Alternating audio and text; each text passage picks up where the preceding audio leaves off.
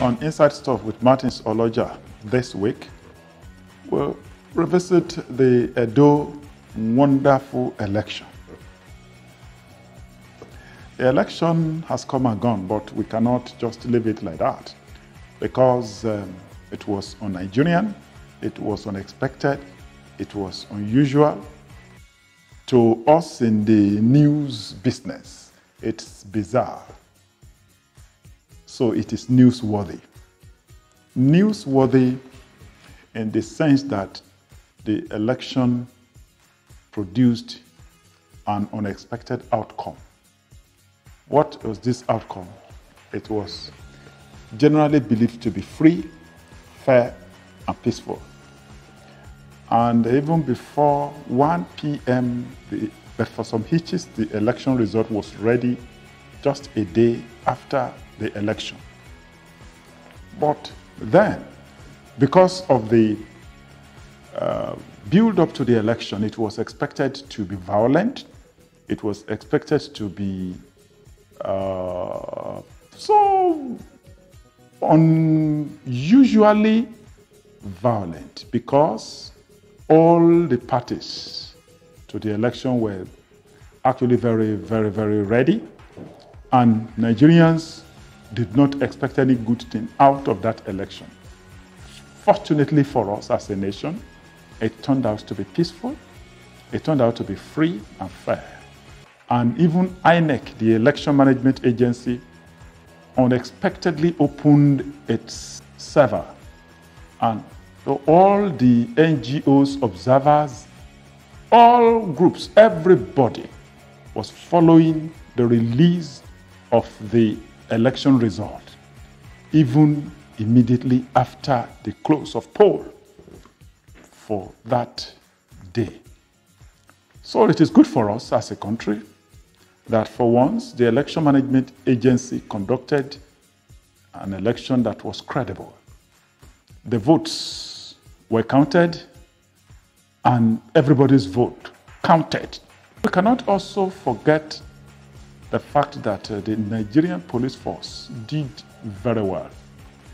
They did what was expected of them. Nobody reported any bad thing about the Nigerian police force, and there were so many of them there.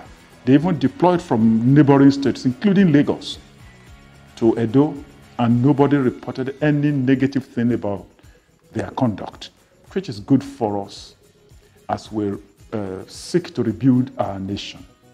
It is good, and politicians were made to behave well. And the opposition party won despite everything, which is good for us as a nation. And the reason for this comment is to remind the authorities that really, if they are serious, we can rebuild this nation. If we are serious, we can conduct a credible election, because at the core of our problem is political recruitment challenges that we have always had, that so many wrong people have been elected and selected and appointed. And in a nation like this, we have so many brilliant people, so many good people, but they don't get to power. They don't get to office because of the wonderful elections we always conduct. And I use that opportunity, and of course this opportunity, to commend the Deputy Governor of Edo State, who is seen as an officer and a gentleman. Despite all odds, despite all challenges, despite frustrations, causes, and everything, he remained steadfast. He didn't defect to another party. He didn't bow to pressure. Some commissioners were said to have been bribed, and they left the party. They left the opposition party. So he remained steadfast as an officer and a gentleman. So we commend this election, and we want Ondo State election, which is coming up on October 10, to be credible. Like this, if we have Edo and Ondo as a credible way of preparing for 2023, and then we see hope. That's the only thing that we had that government invests in. They invest in hope.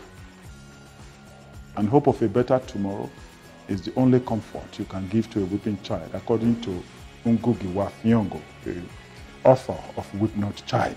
That is my view. What is yours?